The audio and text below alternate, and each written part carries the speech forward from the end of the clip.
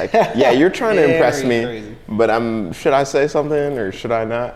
It becomes that because of the reactions. And if you just, it's honestly, it's actually where I was going to take Coach's Corner today. If you're just authentic with yourself, it's not that big of a deal, right? Like a lot of what we see is people just not knowing they fucking selves and they're acting like they do and then making it everybody else's problem. That's my problem with you making it everyone else's problem. Fair? Like I don't give a shit what people do until it violates someone else's space. Yeah. And then I have a problem with it, which I've talked about multiple times. What's going on, everybody? Oh, is it on? Yeah, it's been What's on this whole up? time. It was literally on when I brought the displays out. I forgot. I was like, all right, we're already live. Everybody, this is Coach's Corner, and normally there's three of us, but today there's two of us, and we were talking about, or I wanted to talk about authentic space, what it means to be brave. Fair? I feel like we talk about this a lot, like me and you, Yeah. but I don't believe.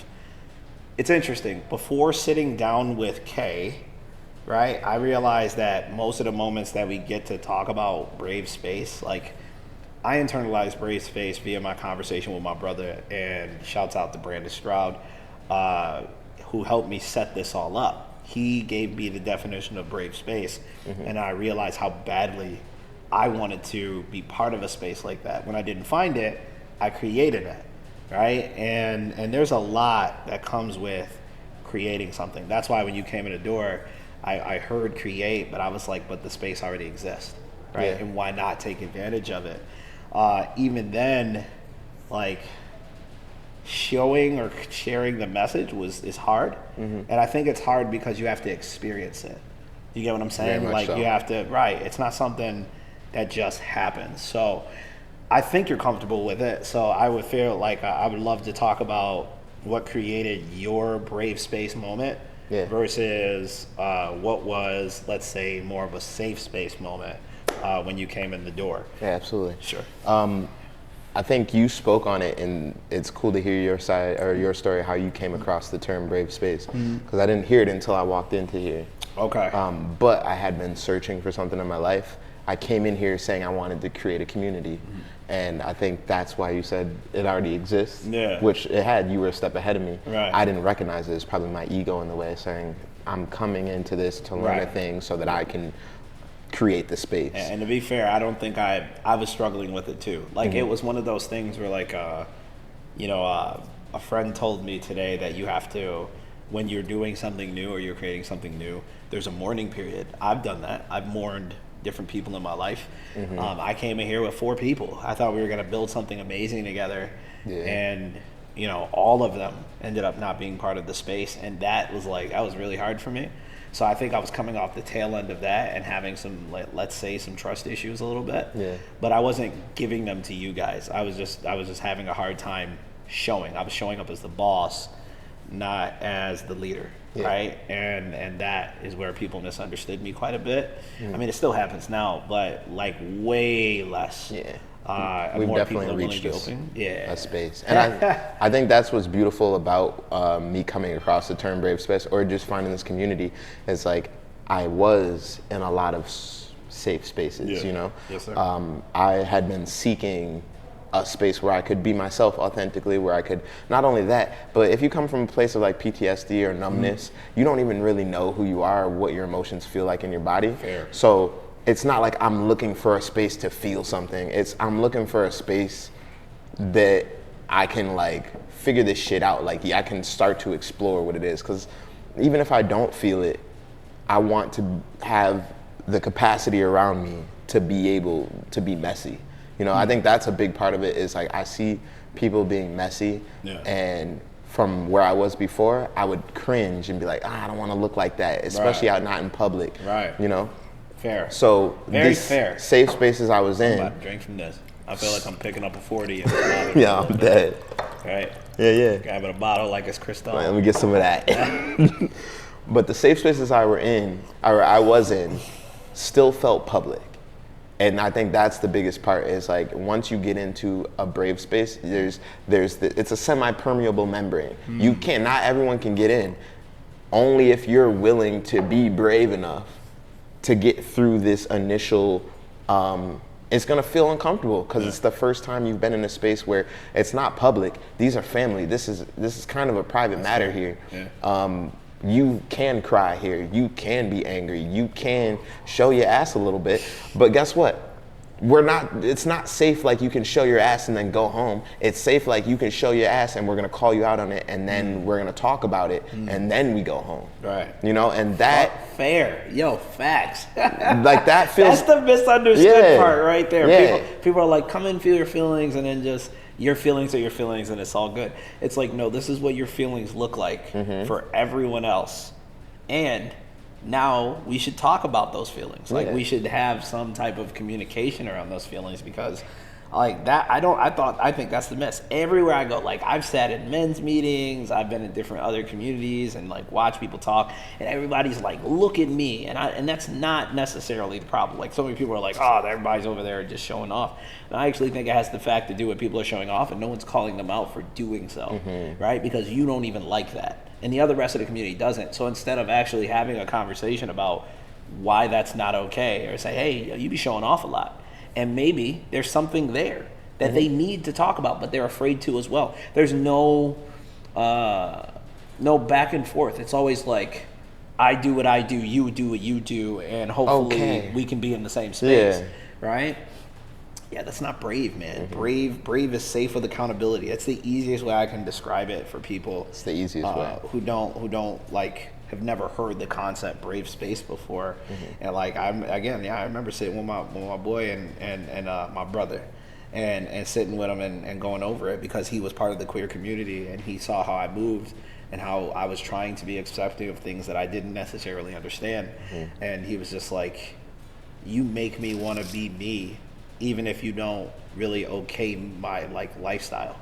Yeah. And I was like, well, that's kind of what I'm going for. That's what it should be. Right? And it became a point of conversation and we would talk about everything. So I tried to extend that to the space. Me and my brother's amazing outlook on life, like watching people enjoy if you've lost it is like a gift. You know what I'm saying? I get that through my son now, but I used to experience that via you before my son was around.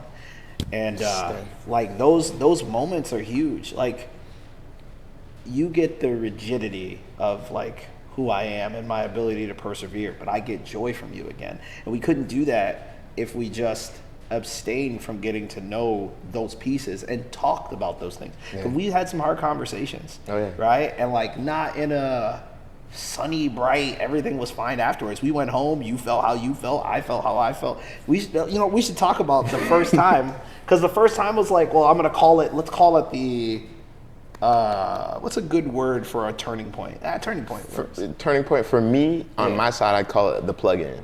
Okay, all right, fair. Yeah. Because a lot of people just think, for lack of a better way to put it, you're just floating, right? And maybe it's because you come off lofty and you come off let's say not heady, because I don't think you did that when you first came in here, but you don't do that anymore. And it was one of those things where like you come off with searching for the deep understanding but not necessarily having all of the message yet. And I think a lot of people, because they're used to people doing that and taking no feedback, don't even want to give you feedback. Right? You get what I'm saying? Like, does that make sense? Yeah. I want to say like I watch a lot of people interact and they'll go like, they'll be like, he thinks he knows everything. And then like walk away from it and not say anything. And then it's like, no, he's not. It's not a statement to be made where he's telling you this is what it is. This is him working through it in open, brave space. Right? And you're supposed to give feedback. You're supposed to talk to that person. Please. So do you want to, let's talk about that. Let's talk about the first time, because that was a turning point, I think, for the space as well. Okay. I came into this space, like I said, looking to create something. So there was ego involved. And I think in all the safe spaces I was in before, no one really called that out. Is that, oh, you do have an ego and this is how it's affecting community, this is how it's affecting the space around you. So I came in and I was like, all right, I'm gonna learn what I can from this man. I'm gonna take it to do my own thing. It's honestly, the plan hasn't changed, just so you know. But the dynamic has changed. I'm not in here to take, I'm in here to absorb, and also I'm in here to serve. and I think that's the best way for me to get what I want. But I wasn't coming in with that. So I had other trainers in the spaces, or in this space, and I was the newest one. I think there was a lot of not knowing how to address Lynn and not knowing how to serve in the community best that he's trying to build. Yeah. I still didn't, but I knew that I was trying to find my voice. So I'm listening to him talk. I'm hearing what all the other trainers are saying behind his back. They're like, man, I didn't get it. You know, that wasn't helpful, blah, blah, blah. You know, he just has us coming in here, like spinning our wheels. Whatever they were saying, a bunch of stuff that I'm hearing. And honestly, I'm saying the same thing because I do feel that. Like, those are problems. They're legit problems, but they can't be solved unless the leader, unless Lynn, the owner of the space, knows that they're a problem. So I got fed up. You know, I'm talking to everyone else. I'm like, And matter of fact, let me tell this man about himself. This, and this I see aren't working, and I need to make some money, you know? Like, I'm not gonna be able to stay. I don't think this is a space for me. You know, I waited until that point before I said something. Yeah, and you want to take over how that went down? Yeah, sure. So like, well, I remember the "Hey, can we chat?" and I remember the setup for it. The setup for it was, it definitely felt like you was trying to Quit? Yeah, it was the quit conversation, right? And I was like, I mean, as much as it hurts me to have people leave, I don't want to tether nobody to something they don't want. You know what I'm saying? So like, a lot of the time when that happened, I'm like, I mean, I guess this is what we're doing. That's kind of how it comes across to me. So I'm like, I remember telling Ash, I said, I think Devin's about to quit, right? And she was like, no, he wants to be there, because again, there's all these conversations I'm not part of.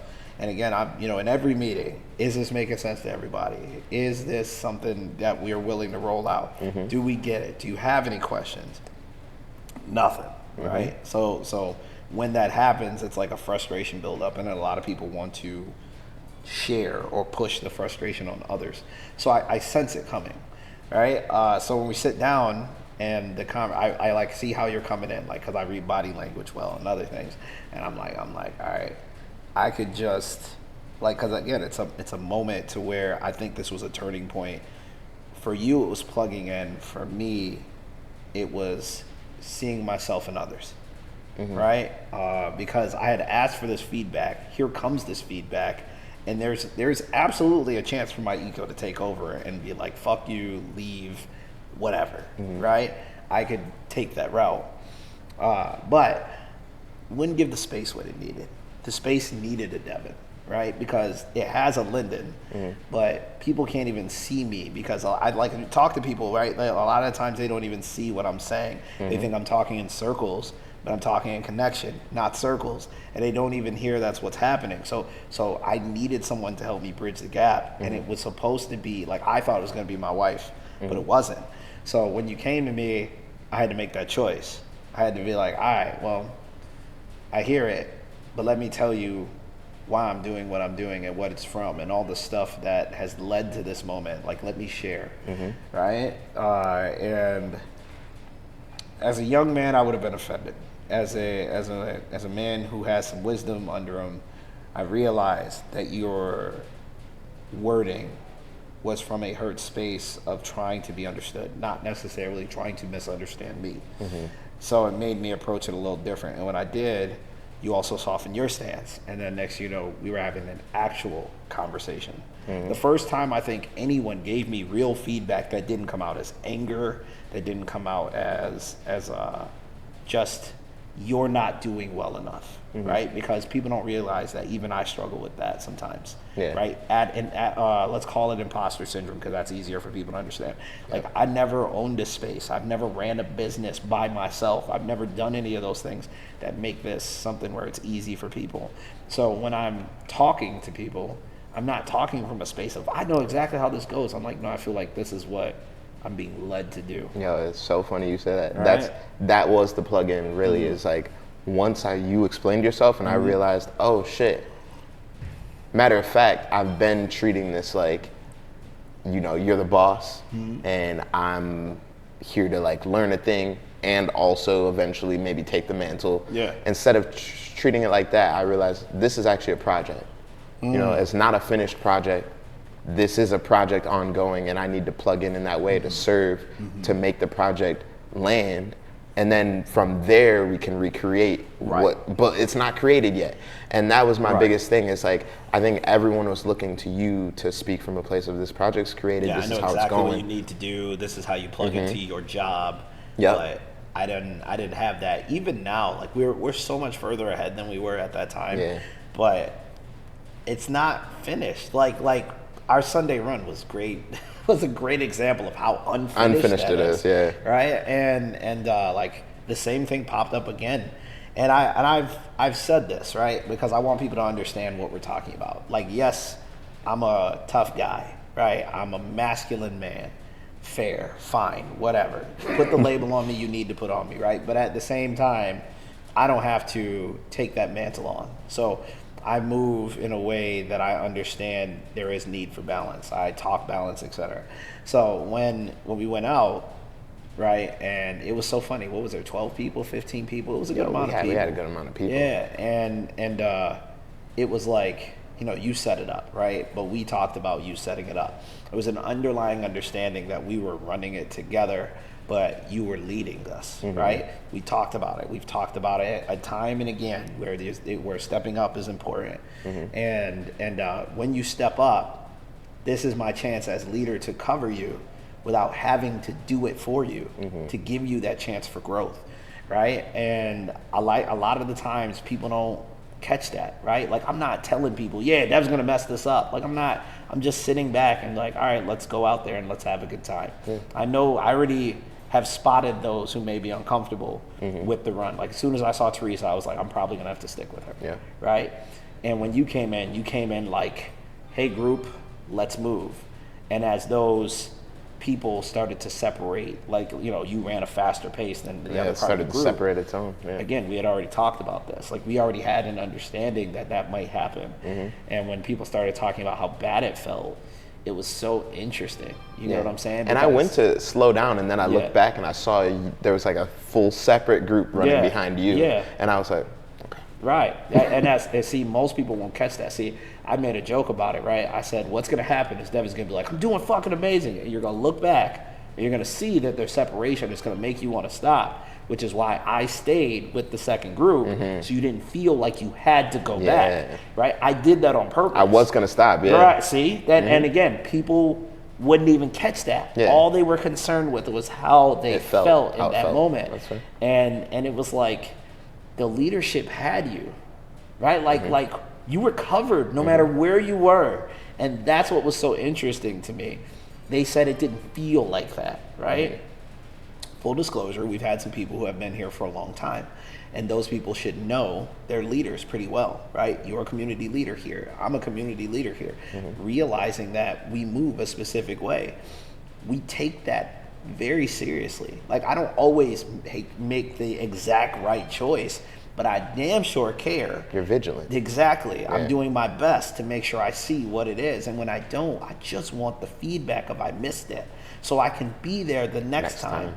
That's like feel the same way. Fix it that time. It will be the next time, right? So when the division started to happen, like people started talking division, I was like, I was with you guys that whole time, right? And the first thing out of their mouths was how it all was going. And I should understand that, right? Like, oh, you should know we're not talking about you. No. As much energy as you give the negativity, why don't you give that same breath to the positive? Matter of fact, more, right? Why are we talking about what you think Devin did, which is negative, versus what I did that was positive? Why is there not that separation for you, right? And again, I think a lot of people are used to talking in negative space, but that's why our space is brave. See, safe space would have just let that happen. People would have left upset, and there would have been no conversation. The brave part was having the conversation and then me giving the perspective of what was really, like, I thought was happening and what you thought was happening. Even this conversation now, like, people are going to make the connection like, oh shoot, they really did think that out. Like, yeah. Sometimes you just don't feel seen, but think about if you really were seen or not. right? And I would literally implore those people to do that. Like anyone who was there who felt unseen, I would ask myself that question and then kind of look, was I really unseen? I think most people's answer is going to be no. I think they're actually going to see that you saw that like it's the you were seen, you were taken care of, you were thought of, right? Even Garth just naturally, because he showed up. We had already ran. He was community. He showed up on his own. We actually talked, and I was like, I'm not sure. And then he still showed up, right, like on his own. And then was like, well, I'll just run outside of it and with you guys. Like that's what is here.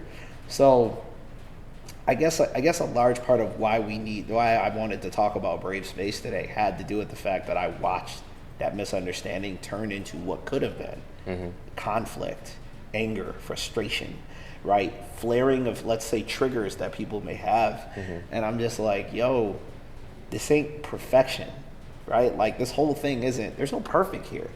We're figuring this out too. And as a leader, I try to be as open and honest about that as possible. So it was beautiful to hear you call it a project because, that's exactly like, I don't know another Brave Space, bro. I know a lot of spaces. I know zero other Brave spaces. Like I've been around, I've been looking for them. I know zero other space. And I think that's the ethos that we're trying to create. Like it's come up a couple times. Like the first time I'm saying when, me and the other trainers were talking behind your back. Yeah. It's come up a few other times in space since I plugged in that I got to see it from the other side, where it's like now I'm plugged in, I'm seeing you guys talking behind other people's backs, and that's not the ethos here. The ethos is whatever you come in with, share it authentically. It could be bad, it could be good in your eyes. We don't have that here. There's weapons and tools. So you come in. I quoted you the other day too. I quoted. I was like, weapons and tools makes absolute sense. I was like, there's no miss there. Like that's how you use them depends on what they are. Like again, a scythe can be used to cut down crops or kill a person. Like they have the same setup, right? And watching people not understand that is the name of the game, right? It's like it's not necessarily that it's good or bad. It's really in how you use it, right? No one wants to end a life. We're not talking about ending lives here, but at the same time, your sharp blade could be very dangerous to another person based on how you use it. I think that's the part that's important. Yes, you can feel your feels, but also, are you really paying attention or are you just being offended, right? Are you using your blade to feed this community or are you using it to cut someone down, right? It's important. And I think what's beautiful about that statement is like being aware. Like even if you realize you have a blade or you realize you're offended in that moment, the Brave Space, the ethos we're trying to set here is that you just talk to that person. Like the more you can not avoid the conversation, or even this is a conversation for us to have later. Ask yourself, is it really? Because sometimes it actually can serve a lot of the other people in the space to learn the same lesson. This may be a hard thing to bring up, but I'm going to bring it up in space with a bunch of other people so that they can also chime in, get the lesson, even add in, maybe help you learn a lesson. Like those are what Brave Space brings that Safe Space will never. It just will never. There's so much growth that you're missing. Yeah, shout out to people who are working really, really hard to let people be seen in spite of how it feels for them, because as a leader, it's lonely as shit to like be in a group of people who are supposed to understand and they're just not seeing you, right? And I saw that. I was like, yo, y'all just aren't looking. It's not that it's not in front of you. You're just so busy being offended, you don't even see it. And I'm having that conversation with them and then them being like, you're fine. It's like, how do you choose who's fine? Yeah, I be getting that all the time. You get what I'm saying? I had that my whole life. I'm like you're fine. That's insane. That's insane for you to say as you are here and we are telling you that we're human as well. I think part of the reason I've always humanized myself, like I'm always talking like, no, I'm not Superman. I'm just someone who's done something hard that looks superhuman to you. I'm still human. So people can't disassociate. Correct. I don't want no disassociation in our conversations, right? Because to disassociate is to create more division. And we don't want that here. Fair? So I'm excited about like where we're going, what's going to happen with these runs. Absolutely. Shouts out to everyone who is participating because we are going to be doing a 5K soon. But this stuff is, again, understanding the difference between the two will absolutely help you plug in versus staying on the outside.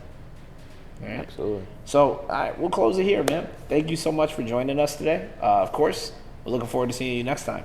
Thank you. Thank you. Peace. Peace. Oh,